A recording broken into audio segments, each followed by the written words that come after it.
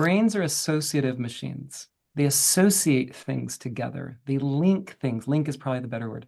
They're linkers. My brain had linked break off a row of chocolate, my favorite dark chocolate, and eat it. But it was the act of walking into the pantry that triggered that thought, craving, and then behavior. So all of a sudden, the trigger is now walking into the pantry. I'm going to oversimplify a little bit, but there's physicality to it, meaning, the recognition, the sort of, I'm in my pantry neurons are over here. The flavor, feeling, and experience of eating chocolate neurons, the chocolate neurons are over here. But if I do it enough times, like I eat chocolate in the pantry, the brain starts believing that the two are supposed to actually fire together. Neurons that fire together, wire together. Fire together, what does that mean? Fire together in time or location, and both together even stronger, right?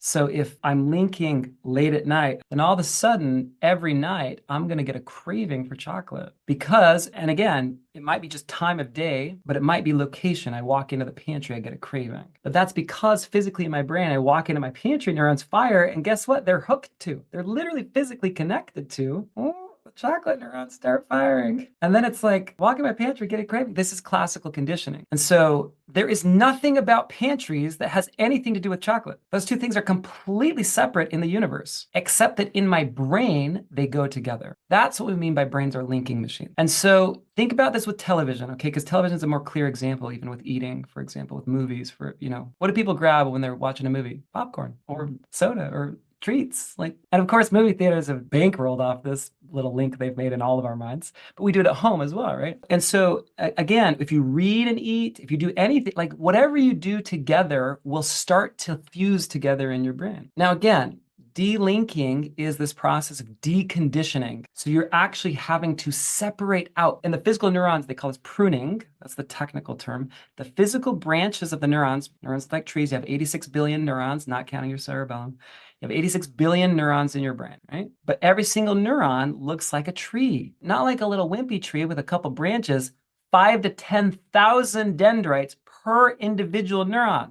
Wild. We are wildly complex beings, okay? So you've got these branches that are reaching out and touching other neurons. That's how they communicate. And if they stop communicating enough, meaning you don't do the things together enough, eventually they'll pull back their branches. These connections will start coming undone. There's pruning. That's the physical process of habit breaking. Now, how do you do this? This is what you're looking for. Behavioral geofencing is one of the better tools that I've discovered, mostly because how the brain works. For one particular reason is because as soon as you say never, your brain says, what? I gotta have it. What are you talking about? It rebels. This is called the ironic rebound effect. All right. So this is discovered by Dan Wegner at Harvard, late Dan Wegner. He unfortunately passed away a few years ago. So brains rebel when you tell them never. There are some exceptions to this when it comes to changing or breaking behaviors, and mostly it's around harder substances, addictions that are chemical in nature. And in those kinds of scenarios, sometimes cold turkey is the only way to stop. Most of the stuff we're talking about, I'm talking about iPhones, I'm talking about video games, I'm talking about Netflix, I'm talking about overeating, I'm talking about sleeping in, I'm talking about avoiding hard things like your email inbox or procrastinating. I'm talking about 1,000 varieties of this stuff. Putting a geofence. Okay, geofencing. What is geofencing? Geofencing is the term marketers use to draw an invisible line. A lot of you know this, but some don't. Invisible line around a particular area. So maybe I want to market a product or a service to someone who goes to a conference on a particular weekend. All right, Google's smart enough that I can actually draw a line around that conference center and say, I want to push ads only to the people in that location in all those particular dates. All right, that might creep you out. That's okay. That's just what it is. Okay. So behavioral geofencing is a similar kind of idea. Don't get too caught up on the marketing thing, okay? Because it's just an analogous idea.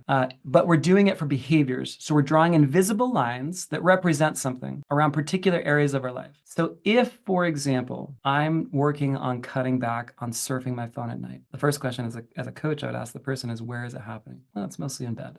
Okay, great. So at night, it's in bed. You're against the backboard, and you're sat up against your bed rest, and you're surfing. Okay, great. So what would it feel like to draw a little boundary, geofence around the bed. Well, I'd probably just do it in the bathroom or the chair in the room, but you might not. So why don't we try it? Would you be willing to try it for a week? No surfing phone in bed. Geofence, right? There's an electronic line, like an invisible line, a bright line around that part. And it literally is no surfing the phone in that location. Everywhere else is fine. It's not there. Okay, brain's like, okay, so I still have access to this thing.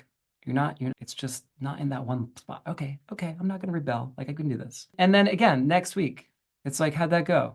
Actually, it worked pretty well. I mean, I've surfed it. I did do what I thought I would, which is surf it in the bathroom or the chair or whatever. But okay, great. So do you want to expand the geofence? Do you feel comfortable with that? Sure. You want to try that? Yeah. Well, how would you expand it? Well, I would try the bedroom. Okay, great. So now there's a geofence around the whole bedroom, and you start systematically working the geofence, making it bigger, and eventually it's the whole. Well, for a phone, it can't be the whole house.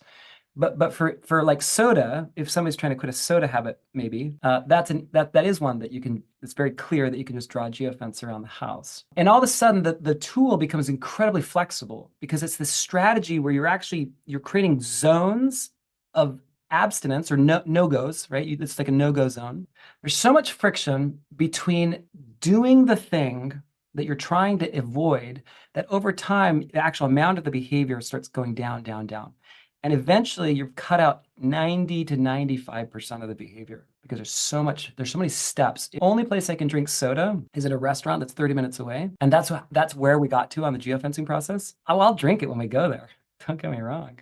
I can still have it, but at that point, it's so annoying to get there that it's all of a sudden the habit is like 98% of the time I'm not drinking soda like I used to. Thanks so much for checking us out. Be sure to like, subscribe, and leave a comment down below for more free brain hacks. And don't forget to check out our course, The Brain Science Advantage, in the link below. Until next time.